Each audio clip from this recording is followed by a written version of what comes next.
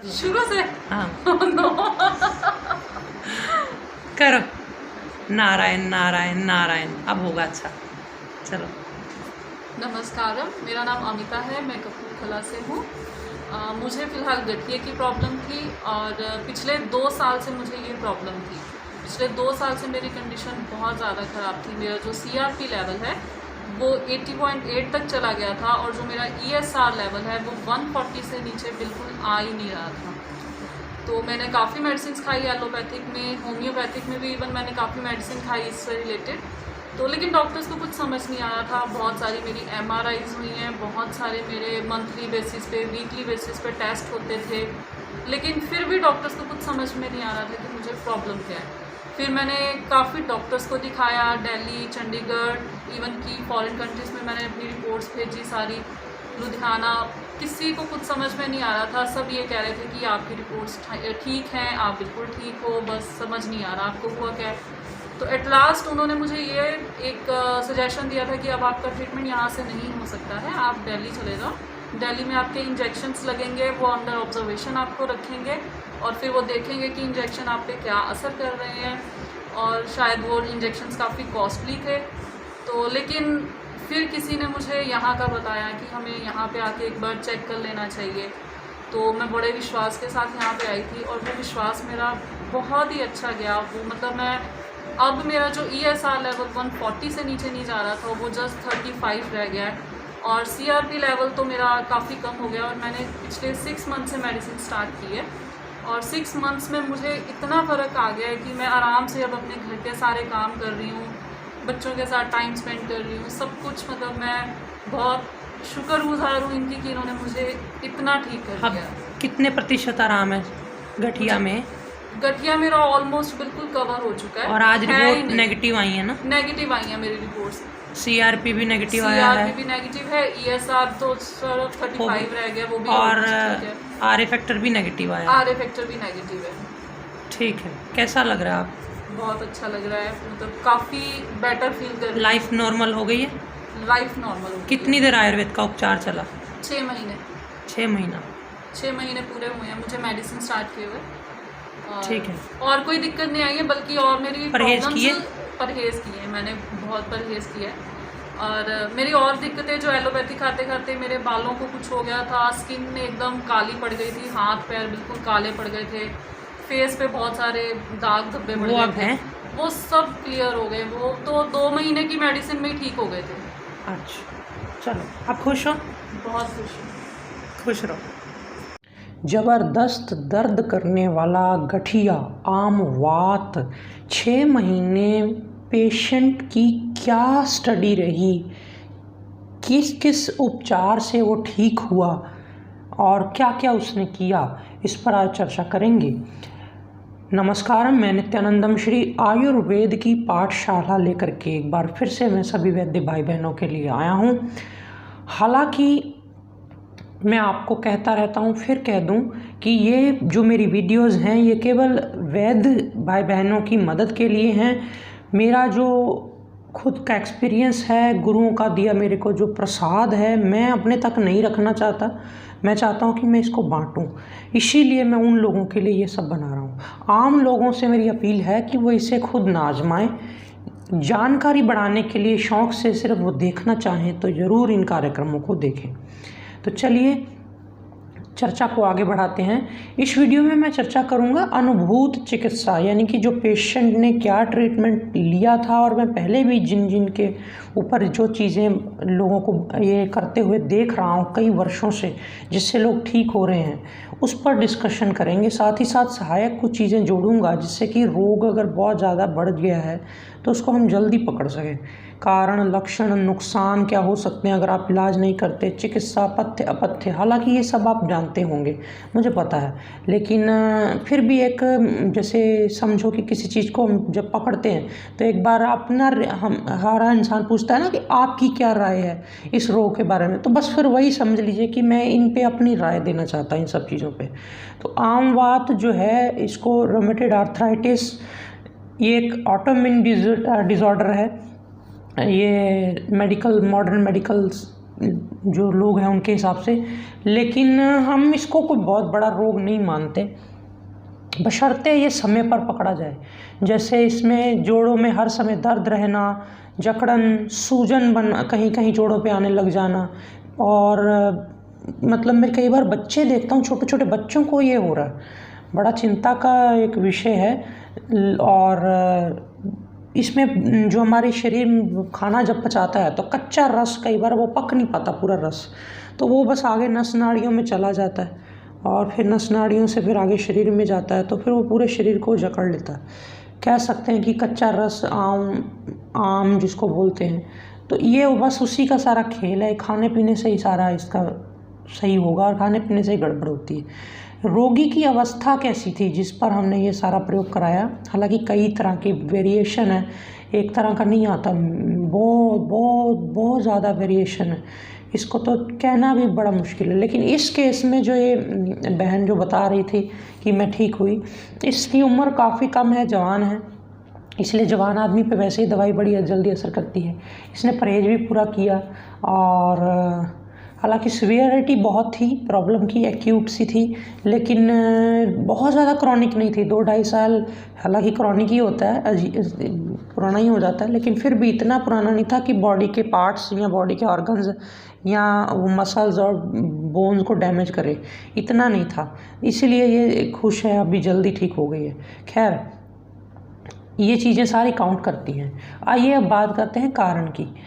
कारण में एक कारण तो होता नहीं कोई चीज़ के लिए, क्योंकि एक आदमी कहेगा ये चीज़ें तो मैं करता ही नहीं, मेरे को फिर भी हो गया, तो ये चीज़ें नहीं कही जा सकती। लेकिन फिर भी मैं बता दूं कि जो ऋतु के विरुद्ध आहार लेते हैं, जैसे मौसम नहीं है लेकिन फिर भी मंगवा के आम खाएंगे खट्टे मीठे, भाई हम तो खाते हैं जी, हमारा तो शौक़ है जी, भगवान ने दिया किस लिए, अगर खाना नहीं है तो चलो जी, ये भी बात है। तो इस तरह की चीज़ें बहुत करते हैं। बाहर के देशों के मंगाए हुए अनाज खाना, बाहर के इलाकों के अनाज खाना, ये नहीं खाना चाहिए। अपना रीजनल आसपास का अनाज खाओ। जड़ी बूटियों के केस अलग है, वो कहीं से भी मंगवा के यूज़ हो सकती हैं, लेकिन अनाज वगैरह नहीं करने चाहिए प्रयोग। खैर, इसके अलावा शरीर की प्रकृति के विरुद्ध आहार लेना। प्रकृति कुछ कहती है कि ये खाऊं कि ना खाऊं, गर्म खाओ थोड़ा, ये खाओ, हम ठंडे खा रहे हैं, तो आप ये सब समझते हैं। फिर भी मेरी एक मन की भावना थी कि मैं आपको बताऊं कि पेशेंट कई बार सोचता है कि दवाई बड़ी सुंदर दे दी, इन्होंने बड़ी महंगी दे दी, लेकिन अगर फ़र्क फिर भी नहीं आ रहा, ये छोटी छोटी कमियां रह जाती हैं, क्योंकि वो फिर जाके गड़बड़ करेगा, कुछ उसको बर्दाश्त नहीं होगा, वो फिर जा कर के कुछ ना कुछ मंचिंग करेगा, उल्टा पुल्टा खाएगा, विरुद्ध आहार करेगा, तो आपकी वो चाहे वो 10,000 की दवाई हो, वो धरी की धरी रह जाएगी। आपका कितना भी तजुर्बा क्यों ना हो, आप कितने भी बहुत रिनाउंड डॉक्टर क्यों ना हो, आपको वो आपके ऊपर तो एक फेल का तगमा लगा के ही जाएगा पेशेंट कि नहीं जी, इनकी दवाई ने मुझे असर नहीं किया। इसलिए ये चीज़ों को पहले ध्यान में दे लें, उसकी थोड़ी मॉनिटरिंग करनी पड़ती पेशेंट की, और इसीलिए मैं आपको रिक्वेस्ट करूँगा कि पेशेंट को बेशक दवाई सेम चलने दें या थोड़ी बहुत मॉडिफिकेशन करने की जरूरत पड़े तो करें, लेकिन उसको 40 डेज के बाद उसको मॉनिटरिंग के लिए ज़रूर बुलाएं, इन्हीं चीज़ों को देखने के लिए कि वो क्या कर रहा है, उसकी आदतें क्या हैं, उसकी दिनचर्या क्या है, उठना सोना क्या है, और वो क्या खाता है क्या नहीं खाता है। जैसे मैंने कुछ दिन पहले वीडियो बनाया था कि हम एक चार्ट उसका भरवाते हैं जिसमें पता करते हैं कि वो पिछले 3 दिन में क्या खा के आया है, तो ताकि एक अंदाज़ा हो सके कि उसकी डाइट क्या है। असमय भूख खाना या भूख ना होने पर खाना, जैसे खाने का टाइम कभी 2 बजे है, कभी 8 बजे है, कभी 10 बजे है, तो इसको थोड़ा एक टाइम उनका बनवाएं, उनको स्ट्रिक्टली गाइड करें, तो वो शायद अगर समझदार होंगे तो पहले ही उनको बोल दें भी मैं ठीक कर लूँगा, लेकिन आपको ये चीज़ करनी पड़ेगी, अदरवाइज़ मेरे पास ना हो। आप लोग डरिएगा बिल्कुल नहीं। अगर आप, कई लोग मेरे डॉक्टर मेरे पास भी जो रहते हैं या पहले जो रहा करते थे, मेरे को अक्सर वो बोलते थे हम ना परहेज इसलिए नहीं बताते पेशेंट को कि कहीं फिर वो आते ही नहीं है इतने, हमारा काम जो है वो इतना फिर फ्लरिश नहीं कर पाता। मैंने कहा काम ज़्यादा फ्लरिश करेगा, आप एक बार उनको ठोक के कह दो, आधे पेशेंट भगा दो कि हमने नहीं इलाज करना आपका, क्योंकि आप प्रॉपरली ये चीज़ों को फॉलो नहीं करते हैं। भागते हैं तो भागें, लेकिन कम से कम वो फिर जो भी रहेंगे उसमें वो पूरे ठीक हो जाएंगे। जिनको मॉडर्न मेडिकल साइंस जहाँ फेल हो रही है, जहाँ सारे चिकित्सक एक कह रहे हैं कि भाई हम इसको नहीं ठीक कर सकते, ये डिसऑर्डर है, तो वहाँ आयुर्वेद कह रहा है भी नहीं, कोई बात नहीं, घबराने की ज़रूरत नहीं, ये ठीक हो जाएगा। तो हो भी रहा है। तो आप इसमें थोड़ा सा और, मैं समझता हूँ कि उनको स्ट्रिक्ट करने की ज़रूरत है, उनको अनुशासित करने की ज़रूरत है विद वेरी लिमिटेड। थोड़ी बहुत अगर कहीं बदपरहेजी चलती तो बहुत लिमिटेड, 1-2%, 4% बहुत है। तो ये था। भोजन के साथ ज़्यादा पानी पीते रहना, ठंडा पानी, कोल्ड ड्रिंक्स लेते हैं, आपने देखा होगा शादी ब्याह में तो अक्सर ऐसे शरारतें लोग करते ही हैं, और फिर बस उसके बाद आने से बाद में बीमार हो जाते हैं। और व्यायाम ना करना, खा के लेट जाना, मंदाग्नि, पेट की अग्नि मंद बढ़ी हुई है, उसके बाद पेट रिस्पॉन्ड नहीं कर रहा, डाइजेशन रिस्पॉन्ड नहीं कर रही, उसके बाद भी कई बार वो रस से रक्त नहीं बन पाता अच्छी तरह से, तो बीच में आम बन जाता है। तो यही है एक कारण, कई कारण में से। और बैक्टीरिया वायरस का अटैक, हालांकि ये मतलब मॉडर्न जो स्टडीज़ हैं उसमें ऐसा पाया गया है कि बैक्टीरिया कोई अटैक कर दे, कोई वायरस अटैक कर दे, लेकिन मैं समझता हूँ कि अगर पेट खराब है, व्यक्ति का मंदाग्नि है, या इस तरह की पेट में अलग अलग गैसेस बनती हैं, तो फिर बैक्टीरिया तो पेट में बहुत होंगे ही होंगे, तो वो फिर साथ में रीजनिंग हो सकती है, लेकिन मैं समझता हूँ कि इतनी ज़्यादा मेजर नहीं होगी ये, शायद इस पे रिसर्च करनी पड़ेगी, पता चलेगा तब। वंशानुगत कहते हैं कि बड़ा जो फैमिली में हो तो उनको होता ही है, ये बहुत बहुत मिनिमम है, मतलब हाँ होता है, ऐसा मैं क्यों कहूँ कि नहीं होता, लेकिन वो उनके ब्लड से आएगा, उनकी माता के पिता के वीर्य धातुओं से आएगा, वो है। लेकिन उसके बावजूद हमारी डाइट बहुत मायने रखती है कि हम डाइट क्या लेते हैं। तो उनकी माता पिता की क्या रूटीन रही है, क्या डाइट रही, उन्होंने भी तो कहीं ना कहीं से किसी ना किसी को तो फर्स्ट टाइम हुआ ही होगा ना, तो बस ये चीज़ ध्यान रखनी है। और अगर आप अपने माता पिता के आपको था और आप अपना जीवन अच्छा जीते हैं तो कोई घबराने की जरूरत नहीं, आपको नहीं होगा। आप पहले से उन चीज़ों के लिए अच्छा अपने आप को, शरीर को संवारो। और शरीर का ज़्यादा गर्म सर्द होना, जैसे ज़्यादा एयर कंडीशंस में आजकल सारे ड्यूटीज़ देते हैं, काम करते हैं, कभी बाहर कभी अंदर, कभी बाहर कभी अंदर, तो उससे भी कई बार खाना एकदम पच रहा होता है तो पचना बंद हो जाता है, तो वहाँ से शुरू होती फिर ये आम बनने की प्रक्रिया। ऐसे ही कई लोग नहा के, खाना खा के ऊपर से नहाने चले जाते हैं, या खाना खा के स्विमिंग करने चले गए, खाना खा के एक्सरसाइज लगानी शुरू कर दी, ये सारे रीज़न हैं, बहुत सारे हैं। तो इनको एक बार पेशेंट्स को आप चाहे अपनी नोट्स छपवा लें, उसमें उनको बता दें भाई ये चीज़ें आप मत करिएगा। लक्षण क्या होंगे भाई, लक्षण मैं कहना चाहता हूँ कि लक्षण ही लक्षण है इसमें, तो हर पेशेंट अब दूसरे से एक तरह से कह सकते हैं ना, जैसे इंडिविजुअलाइजेशन, बस उसी तरह की चीज़ होती है कि हर पेशेंट अपने ही चीज़ें बताता है, लेकिन वो चीज़ें मिलती जुलती जो है वो बता दूं, जोड़ों में हर समय दर्द, जकड़न, और जब आप देखें, हालांकि इसका जो पूर्व रूप है, किसी भी रोग का पूर्व रूप आपने पढ़ा होगा, आयुर्वेद में आप पढ़ते भी हैं, तो उसमें पूर्व रूप में ये चीज़ें नहीं भी होती, कई बार उसमें कुछ और हो जाता है कि मंदाग्नि है, कब से उसको हल्की हल्की जगह जगह पे अंग फड़फड़ा रहे हैं, तो ये सारे साइन हो सकते हैं, उसके बॉडी वीक पड़ रही है। लेकिन ज़्यादातर जब रूप बन गया किसी का, जिसको आप कह सकते हैं कि उसका पूर्ण रूप में आ गया है, तो वो फिर जकड़न, दर्द रहना, भारीपन रहना, सूजन रहना, जोड़ों में स्वेलिंग सी, हालांकि स्टार्टिंग होगा तो यूरिक एसिड ही होगा खाली, लेकिन फिर धीरे धीरे अगर वो सुधरा नहीं तो ये बुखार रहना, शरीर टूटना, भूख ना लगना, जितना पुराना होता जाएगा फिर उतना ही वो उसका जो है धातुएं जलेंगी, वो सब उसका शरीर डाउन आएगा। हालांकि रिपोर्ट्स के द्वारा भी पता लगाया जा सकता है कि आर ए फैक्टर चेक करा के, CRP, ये डॉक्टर्स ESR चेक कराते हैं, कोई इन्फेक्शन तो नहीं है, कोई इन्फ्लामेशन तो नहीं है, CRP इसलिए कराते हैं। तो आप ये चीज़ें हम नहीं भी कराते कई बार, तो मैं आप, हालांकि ठीक है, अपना अपनी राय है, लेकिन एक अंदाज़ा सा हो जाता है, करा भी लें तो पेशेंट खुश हो जाता है उससे, ये भी चीज़ है आजकल। नुकसान क्या क्या हो सकते हैं अगर इस रोग को ठीक ही ना करें, कहें जी मेरे को नहीं होता कुछ, जो होगा देखा जाएगा, तो ऐसे लोग जो हैं जो फिर परहेज नहीं करते, फिर जो रोग आ गया उसके बाद इलाज नहीं करते, या इलाज करते तो गलत करते, तो जोड़ धीरे धीरे ख़राब हो जाएंगे।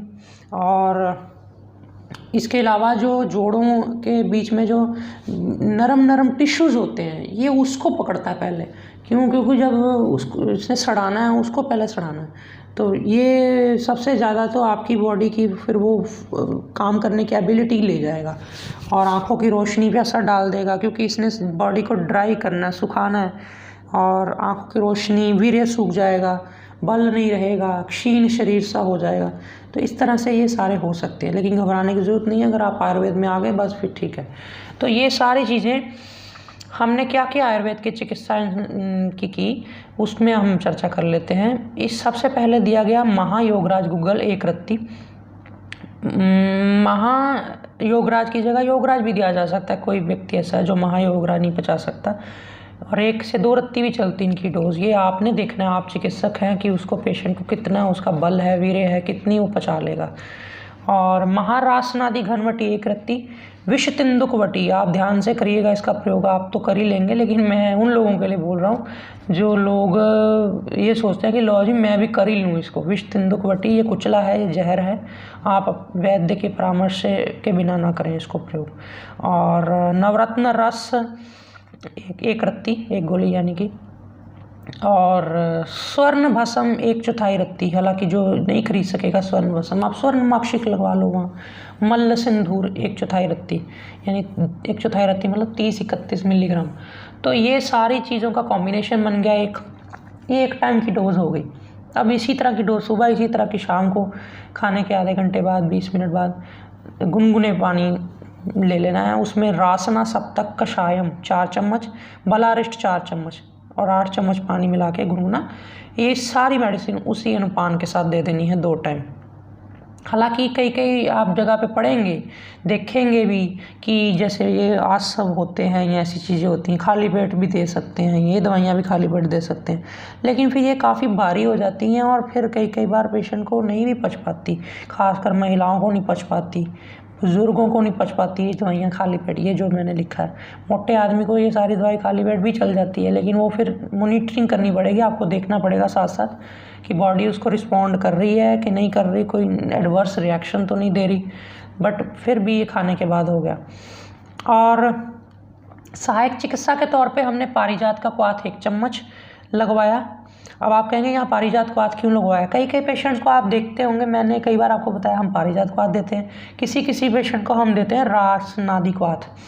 अब यहाँ पे मैंने आपको शुरू में बोल दिया था ना, पेशेंट जवान है, उसकी उम्र कम है, इतना शरीर जर्जर नहीं हुआ, शरीर वो नहीं हुआ, प्रॉब्लम इतनी ज़्यादा मेजर या बहुत ज़्यादा जीर्ण नहीं हुई। कई बार क्या होता है, वात पित्त कफ तीनों के मिश्रण से बन जाता है गठिया। कई बार 1 या 2 दोष होते हैं। तो बस यही केस समझ लीजिए कि इनके इतना ज़्यादा वो बड़ा हुआ नहीं था, तो इसलिए हमने पारिजात से ही काम चलाया। साथ में मुलेठी क्वाथ 1 चम्मच। मुलेठी थोड़ा विरेचन भी देती रहती, मृदु विरेचक है। और विरेचन तो आप सभी ऋषियों को पढ़ेंगे जब, तो आपको वो कहेंगे इस रोग में विरेचन कराओ, तो विरेचन के तौर पे ये काम आ गया। और ब्लड की एसिडिटी को भी कम करती मुलेठी, तो यहाँ ये लग गई। इन दोनों को उबाला 1.5 गिलास पानी में, जब एक खुला ढक्कन रख के 1/3 पानी रह गया तो छान करके गुनगुना उनको दिया पेशेंट को। और उनको बोलो कि उसमें थोड़ा पोखर मूल का तेल मिला लें, आधा चम्मच, गठिया जल्दी ठीक करेगा। पोखर मूल का तेल बहुत रेयर, वैसे तो हमने संस्कृति बाज़ार पे इसको अवेलेबल करा दिया है, जल्द ही आपको उपलब्ध हो जाएगा। और अगर फिर भी उपलब्ध कई कारणवश, कई बार 100 कारण होते हैं, किसी को नहीं मिल पाए, तो कैस्टर ऑयल, एरंड का तेल भी इसकी जगह पे डल सकता है, क्योंकि एरंड का तेल भी वो थोड़ा बहुत लैक्सेटिव है। तो लैक्सेटिव इसमें हल्का मर्जी हो पेशेंट की या नहीं हो, चलाना तो पड़ता ही है। तो ये था, इसका सेवन सुबह खाली पेट होता है। और लहसुन का तेल, तारपीन का तेल, एरंड का तेल, कभी इसमें चौथा एक और तेल, मोम का तेल। अब मोम का तेल तब लगाते हैं जब हड्डियाँ बड़ी कट करें, खस्ता सी हो जाएं, थोड़ा शरीर को आधार देने के लिए। तो ये सारी चीज़ें मिक्स करके इनको नहाने से पहले मालिश करा देते हैं। उसके बाद गुनगुने पानी से नहलाना है फिर आधे घंटे बाद, और मालिश करके तुरंत तो नहाना नहीं है। अगर नहीं सुबह मालिश कर पाते तो शाम को कर लो, रात को कर लो। फिर वही बात कि खाना खा के तुरंत मत लग जाना, जैसे कि एक्सरसाइज के केस में था। इसको खाना खा के 2 घंटे बाद कर सकते हैं। और सौंफ का अर्क हमने लगाया ताकि जो शुरू में आपने कारण सुने थे ना कि ख़राब खान पान, आपका पेट नहीं साथ दे रहा, तो वो सारी चीज़ें उसको ना आने दें, इसलिए हमने सौंफ का अर्क और गाजवान का अर्क भी लगाया साथ में। आपने पुष्यानुग चूर्ण हालांकि अभी शुरू करवाया गया शायद, क्योंकि ऐसा था कि कभी कभी लिकोरिया होता है महिलाओं को साथ में, या इन दवाइयों से कोई पित्त बढ़ने की, हालांकि वो स्वर्ण भस्म है तो पित्त तो बढ़ने नहीं देगा, लेकिन फिर भी पुष्यानुग चूर्ण ये भी पित्त शमन करेगा, लिकोरिया आदि ठीक करेगा। महिलाओं के केस में साथ में चल सकता है दूध या पानी से। और लाल मेवा, अफ़गानी मेवा जिसको बोलते हैं, किशमिश अलग होती है हालांकि थोड़ी सी, तो किशमिश पे केमिकल भी लगाते हैं उसको ख़राब ना होने से बचाने के लिए, इस पे नहीं लगता। तो लाल मेवा बड़ा अच्छा है, ये खून भी बड़ी जल्दी बढ़ाता है। 30 दाने रात को भिगो के सुबह खाली पेट एक दाना चबवाएं और साथ में इसका पानी भी पिला दें। ये था साथ में सहायक उपचार, और मुख्य उपचार भी आपने समझ लिया। इसमें थोड़ा बहुत आप ध्यान दे दें बस कि हमने शुरुआत के 2 महीने रासना सप्तक कषायम लगाया था, फिर हमने देखा कि रासना सप्तकम कषायम से इतनी बात नहीं बनी, तो हमने फिर कई बार आप सोचेंगे रासना सप्तक कषायम की जगह शुरू में महारासनादि का हाथ लगा दें, वो भी नहीं करना होता, क्योंकि इस केस में हमने देखा था कि लिकोरिया और ये सब चीज़ें साथ साथ जब चल रही हों, पित्त वाले रोग, तो फिर हम सीधा महारासनादि कषायम नहीं लगाते, तो हमने रासना सप्तकम कषायम से शुरू कराया। लेकिन जब हमने देखा बात नहीं पूरी, इतनी ज़बरदस्त नहीं बन रही, मतलब बात तो बनी रही होती है, आप बोलोगे इतनी दवाइयों ने किया फिर अकेली ये क्या कर लेगी, ऐसा नहीं होता। लेकिन वो हमने तो गुरुजनों से यही सीखा कि अनुपान जो चीज़ होती है ना, ये बड़ी ज़बरदस्त होती है कई बार। तो आप टांगे में बिठा के किसी को दिल्ली भेज दो अमृतसर से, तो वो कितनी देर में पहुंचेगा, और अगर आप उसको बस में बिठा दो तो शायद जल्दी पहुंच जाए, और अगर उसको फ़्लाइट की टिकट दे दो तो फिर तो क्या कहना। बस यही चीज़ें अनुपान है। तो हमने फिर बाद में अनुपान बदल के महारासनादि को हाथ दिया, बस अगर पच जाए तो, नहीं पचे तो फिर रासना सप्तक पे रखो, फिर उसको बस में बिठाओ, फिर उसको प्लेन में क्यों चढ़ाना। तो ये है। फिर उसके बाद हम एक चीज़ मैं बता दूं कि शुरुआती 2 महीने में हमने नवरत्न रस नहीं दी, क्योंकि हम ऐसा मानते हैं कि नवरत्न रस जो है बॉडी की ब्रेक डाउन, जो कैटाबॉलिज्म हुआ है, जो बहुत ज़्यादा डैमेज हुआ है, उसको रिकवर करता है। तो हमने शुरू में देखा कि पहले हम वात शमन कर लें, बाद में देखेंगे कि क्या डैमेज रिकवर करना है, या कई बार हम देखते हैं कि पहले दोष जिससे बन रहा है और उसको तो ठीक कर लें, अगर वो ही नहीं ठीक होगा तो फिर क्या फ़ायदा इतना ज़्यादा अच्छा न्यूट्रिशन देने का। तो शायद ये भी केस है, या कई बार हम शुरू में इतना ज़्यादा महंगा न्यूट्रिशन नहीं भी देते, ये अपनी अपनी सोच होती है।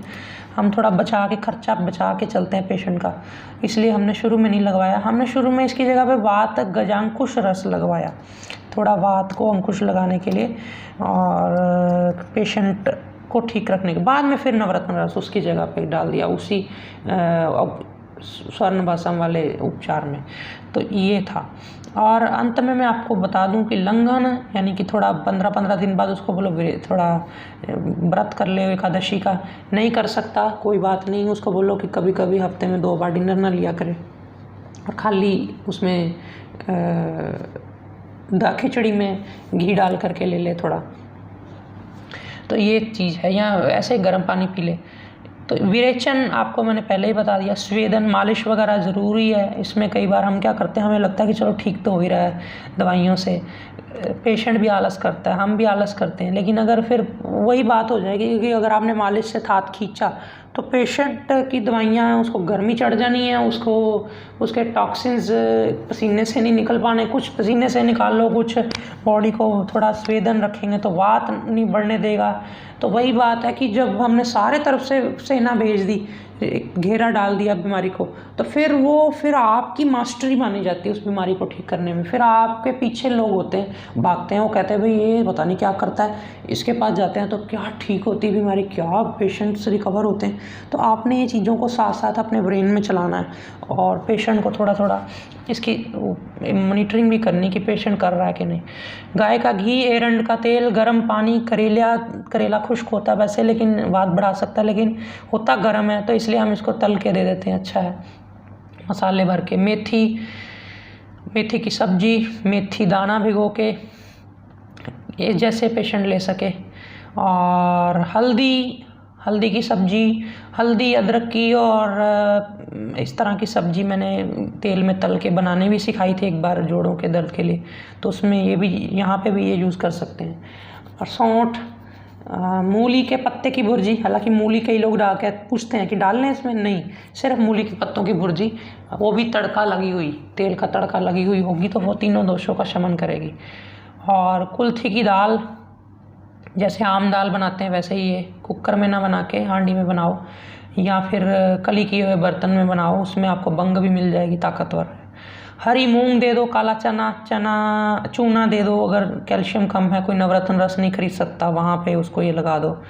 और मल्टीग्रेन खाए, वो मक्की थोड़ी ठंडी होती है, गैस करती है, जौ थोड़ा ठंडा होता है, तो बस इनसे थोड़ा बच के, या कभी कभार महीने 2 महीने में एक आध बार कभी कोई खा गया तो खा गया, बाकी उसको ना खाने दो। फूल मखाने कैल्शियम का एक सोर्स है, जिसको चूना नहीं देना, चूना नहीं पचता, पथरी कर जाता है, तो फिर फूल मखाने से काम चला दो। फूल मखाने से नहीं काम चलता तो फिर बाकी जो हमने ये घी और ये सब चीज़ें, जब स्निग्ध चीज़ें देंगे तो साथ में जब हम उसके हरी सब्जियां और ये सब चलाएंगे तो कैल्शियम बॉडी ने कहीं ना कहीं से तो अब्जॉर्ब कर ही लेगी।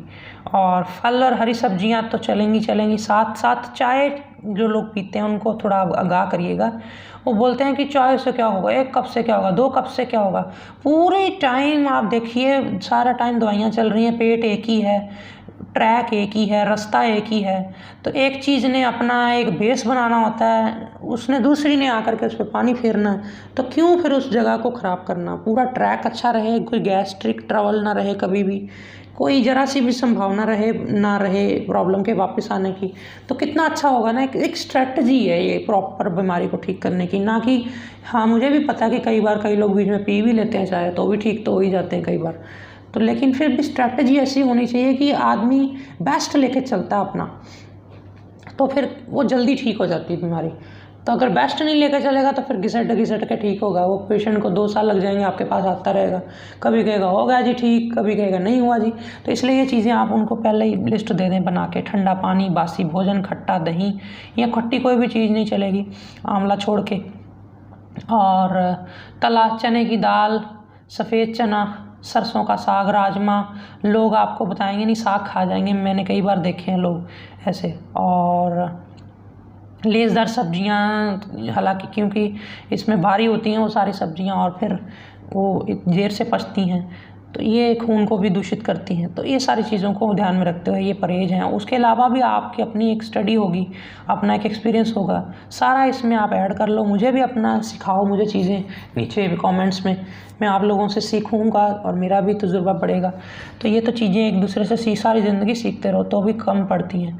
तो मैं तो ऐसा मानता हूँ कि जिस दिन मेरी जीवन का आखिरी दिन होगा, भगवान मुझे लेने आए या कोई उनका पार्षद आए या फिर जैसी भगवान की इच्छा, तो मैं तो यही कहूँगा कि भाई 2 मिनट रुक जाओ, मैं कोई एक चीज़ पढ़ रहा हूँ, कुछ नया सीख रहा हूँ, फिर चलते हैं। तो ये चीज़ तो हमेशा ही आपके अंदर होनी चाहिए, सभी चिकित्सक भाई बहनों के बीच में, तब भी आप, मैं समझता हूँ, कर पाएंगे। अगर नहीं कर पा रहे, इतनी सारी बीमारियाँ, हज़ारों बीमारियाँ, तो आप 2-2 4-4 डॉक्टर्स मिल जाओ, आपस में फ्रेंड सर्कल में ग्रुप बना लो एक, उसमें एक दूसरे से अपने एक्सपीरियंसेस शेयर करो। उससे होगा ये कि उसकी मेहनत आपको मिल जाएगी, आपकी मेहनत उसको मिल जाएगी, उसका एक्सपीरियंस आपको, आपका उसको, तो मिलजुल करके अगर चलोगे तो मैं समझता हूँ कि ये सोने पे सुहागा है। आपको 4 गुना, मतलब 4 जने जुड़ के करोगे तो 4 गुना फ़ायदा हो जाएगा आपको सबको। तो ये एक तरह से मेरा आज आप सबके लिए एक था वो सुजेस्चन। आप इसको कैसा समझते हैं इसके बारे में मुझे बताइएगा, और भविष्य में मैं भी कोशिश करूंगा कि हम एक डॉक्टर्स की प्रॉपर एक चेन बनाएं, एक चिकित्सा का एक प्रॉपर ढंग, एक पूरी कल्चर डेवलप करें दोबारा से, जो ये चीज़ों को करे। लेकिन अभी फ़िलहाल के लिए मैं बैकएंड पे काम कर रहा हूँ, तो मुझे वो भी करना है। तो आपने मुझे अभी तक सुना, उसके लिए धन्यवाद। कौन कौन सी चीज़ें मैंने छोड़ दी हैं, मेरी कमियाँ क्या रह गई, मुझे भी नीचे कमेंट्स में बताइएगा। मुझे खुशी होगी आपके द्वारा कमियाँ जब आप निकालेंगे वो सुन करके। आपने मुझे सुना, उसके लिए धन्यवाद। एक बार फिर मिलूँगा जल्दी ही और कौन सा टॉपिक आप नया चाहेंगे जो मैं इस तरह से स्टडी की तरह आपको कवर करके पूरा अपना अनुभव दूं और ये सारी चीज़ें दूं, आप मुझे बताइएगा। बाकी अगर नहीं भी बताएंगे तो जो प्रभु इच्छा होगी, मैं चलता तो जा रहा हूँ, तो हम करते जाएंगे। आज फ़िलहाल इतना ही। नमस्कारम।